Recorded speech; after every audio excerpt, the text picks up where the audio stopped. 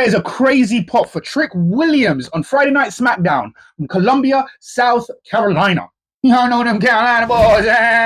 Where'd you find it? Yes, we start the show with Trick Williams in his hometown of Columbia.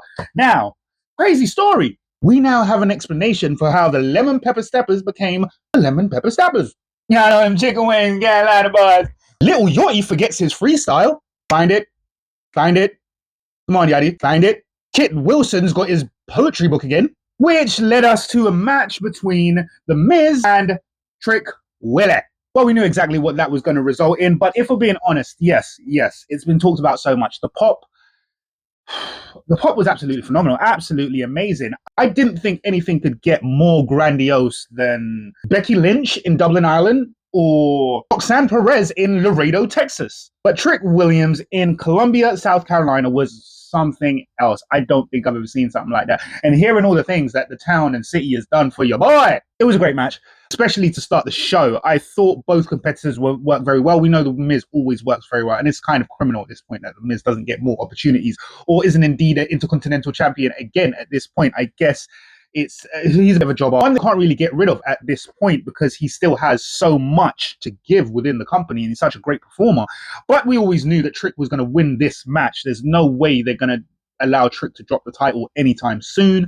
So, especially since as the feud between him and Sami Zayn started with him as a heel and it's just ended, it's the only feud he has had since being on the main roster at this level, and he is already over and a face. So there's no chance of him losing that belt anytime soon. Brought us on to two of my favorites. Yes.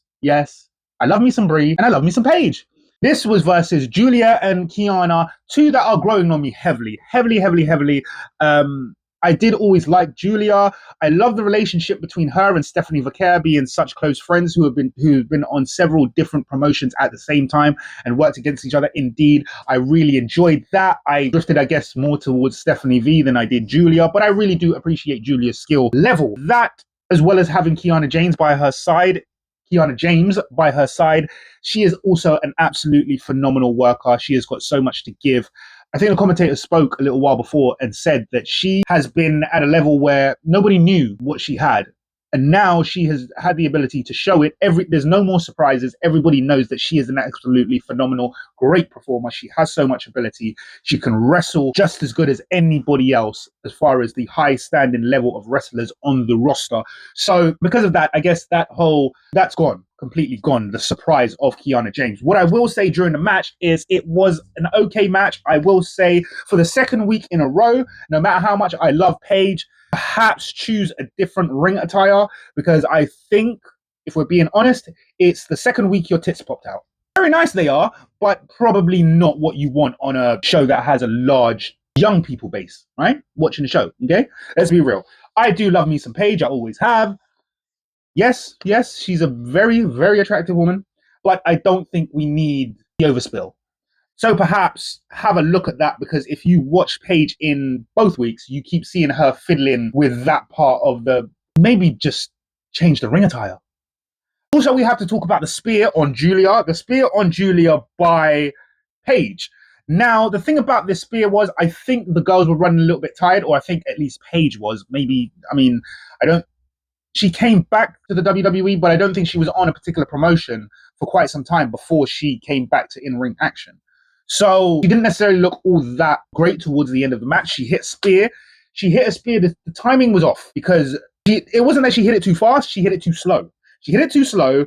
Julia went through the bottom rope and they didn't rotate enough because there wasn't enough momentum in Paige's spear. Julia landed on the top of her head.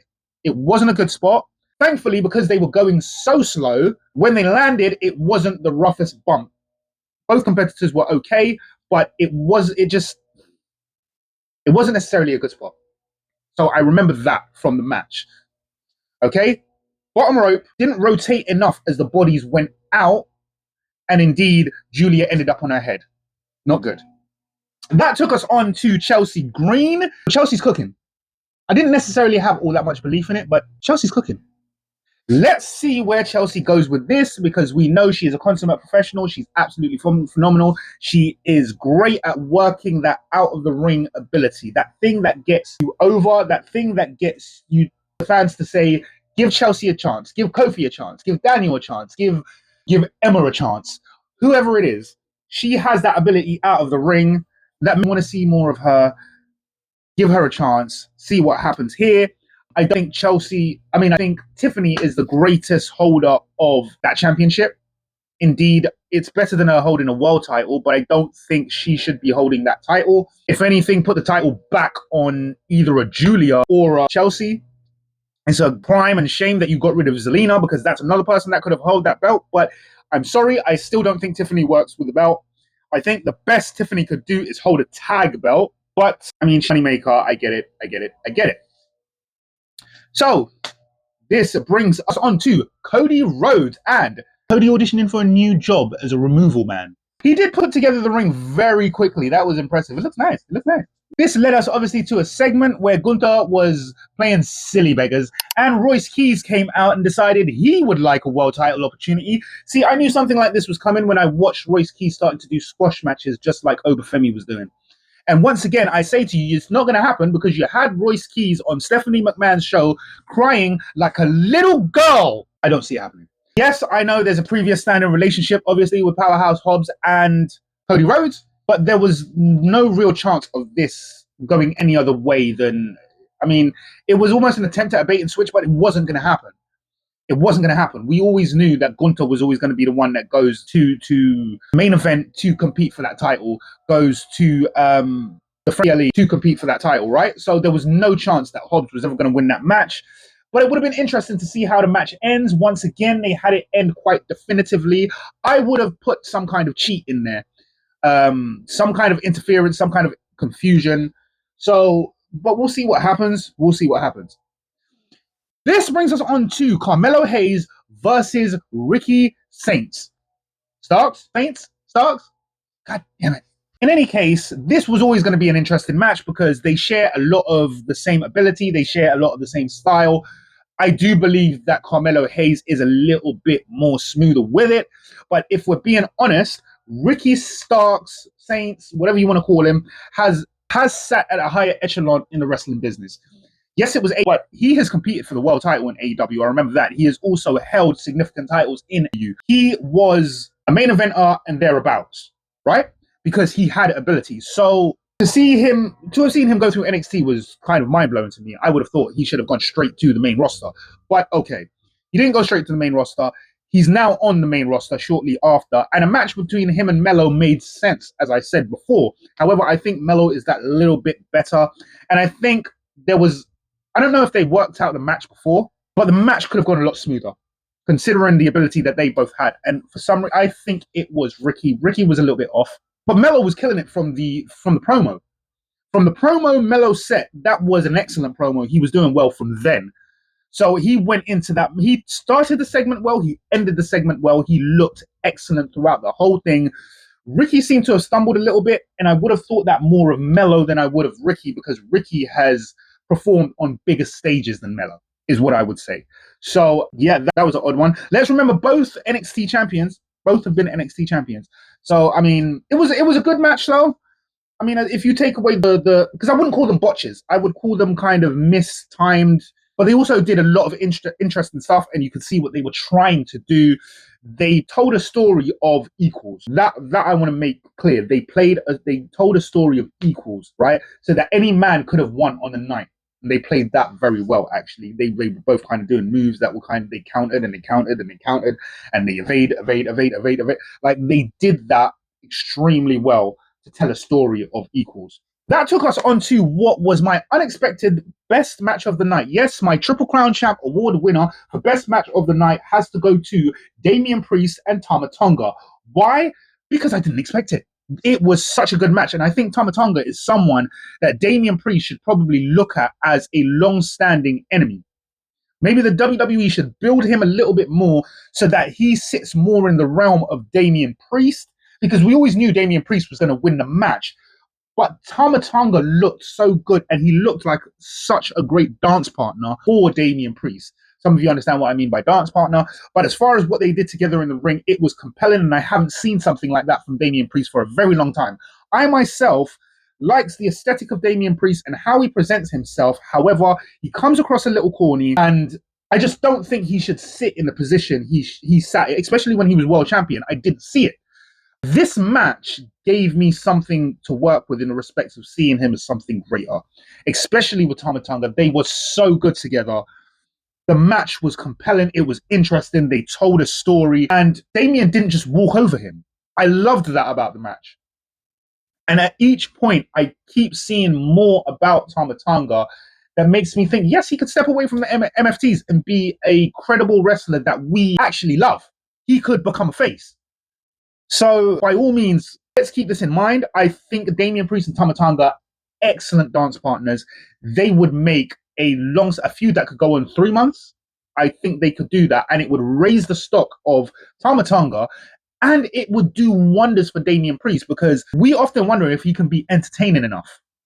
I think that's what it is about Damian Priest. It's not his work ethic, it's not his wrestling ability, it's whether he can really entertain us. Like when Cody comes to the ring and we're invested in what Cody has to say, like when Roman comes to the ring and we're invested in what Roman has to say, when Jacob comes to the ring and we're invested, these people, can he give that off? Even when Drew McIntyre comes to the ring, we want to hear it. Can Damian Priest give us that? And that's the only thing missing from Damian Priest, I would personally say.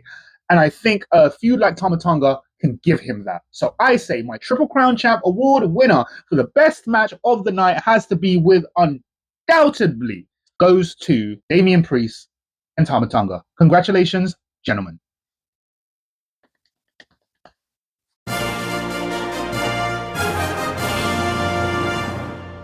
Now that brings us to my award winner for best promo segment of the night, one after another. Look at that, just bam, bam, bam, bam. Yes, it has to go to, for me, Johnny Gargano. He was on screen for about 2.5 minutes. But for the entire time, Johnny did not blink.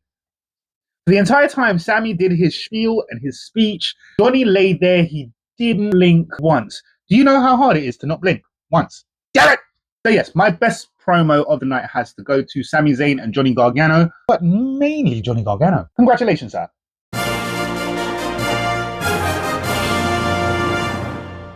That led us to a promo section, which would indeed lead into a match. The baddies are back. Yes, Jade Cargill, Meacham, and B-Fab are back. I thought this had been disbanded. I am so glad it is not. Now we have collections of factions. I said this before, that the girls needed a faction. I said this quite a while ago. Damage Control were gone. I quite loved and liked and really adored Damage Control, but alas, they were gone. What we have been replaced with is Fatal Influence. What we have been given now is the baddies. And I mean, I love it. I think this could work going into War Games. Let's just start it here. We don't know what the female War Games is going to be, but if we start building something tough and hard from now, I think it will be great. Let's get B-Fab and Meacham over. I think they are both fantastically beautiful, amazing wrestlers and women. I would love to see them do more. I think Jade needed a faction. I think Meacham and B-Fab needed a push. So it's always great to see this happening. It led to a tag team match between Alexa and Charlotte versus Meacham and B-Fab. Charlotte, listen, it's still kid-friendly to a certain extent. Stop screaming bitch at the woman. Like, how many times as well? Clearly, through every camera and every microphone, we could hear you. Enough. There's a time and a place, and this ain't AEW. I do love it when AEW goes a little bit vulgar, but this ain't AEW. It's a different medium. Stick to what the medium is. Yeah, it's kid-friendly. Stop shouting bitch at the woman. My God. Okay, so, I mean, I was going to say that ended up the way we thought it was going to end up, but it didn't. It ended up an even better way. Meacham and B-Fab were going to lose, like expected, so there was an interference by Jade, tore everybody up. I'm glad it ended that way. We need to put some force behind them.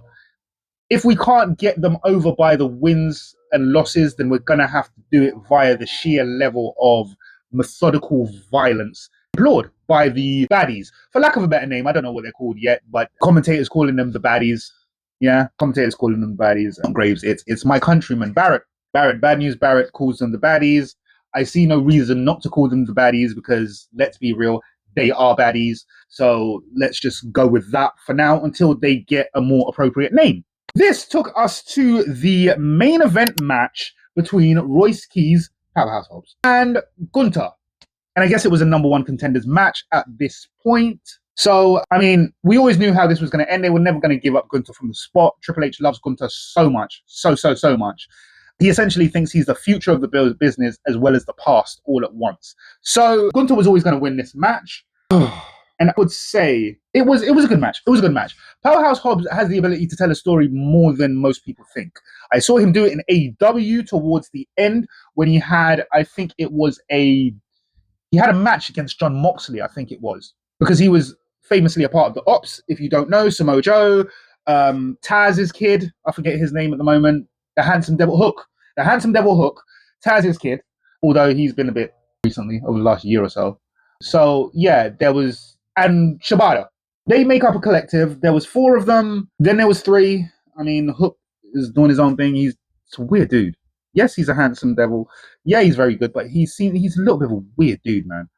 In any case, we've seen Hobbs in the spotlight. We've seen Hobbs do big things. If I'm not mistaken, I never personally saw it, but if I'm not mistaken, at one point he was AEW champion. I never saw it. I wasn't watching at that point. But in any case, I mean, to elaborate on that in the comments, because by all means, let me know exactly what point of AEW I need to watch to find that, champion or whatever. But he's accomplished. He can do main events. He can tell stories in the ring. I watched that especially when he did his last few matches. No, it wasn't against Moxley. It was against Hangman. It was Hobbs versus Hangman. And it was a really good match. And I was surprised the size of a man like that to be able to tell stories so well in the ring. He wasn't just a big jacked dude. He knew the business very well. So it's not surprised that Hobbs can go into the main event right now. I'm a little bit worried about the whole idea of having him crying on Stephanie's couch or whatever. That's probably not a good idea. But in any case, he equipped to do the job at the highest level. Know that. For me, that makes him and Solo my MVPs of the night. Both of them. I think because there's so much here that we're not necessarily seeing, because I know that Jacob and Hobbs, Royce Keys, they know each other from the California SoCal independent scene, right? They wrestled each other many times. They were in the same productions together. So because of that, they know each other well. I think that Royce Keys is going to come into this bloodline story as a part of Jacob's faction. Just like I think Zilla is going to come in under Jacob's faction. Zilla Fatu. Which is why I say remember Jacob. Because Jacob and Royce Keys Hobbs' relationship is, you saw the meeting. They did some kind of meeting on SmackDown or Raw or something like that where they had a conversation with each other.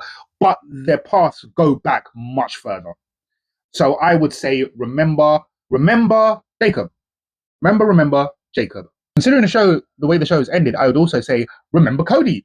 Oh, that was a crossroads. remember Cody. But that is my MVP of the night, Solo and Powerhouse Hobbs, aka Royce Keys. Congratulations, gentlemen.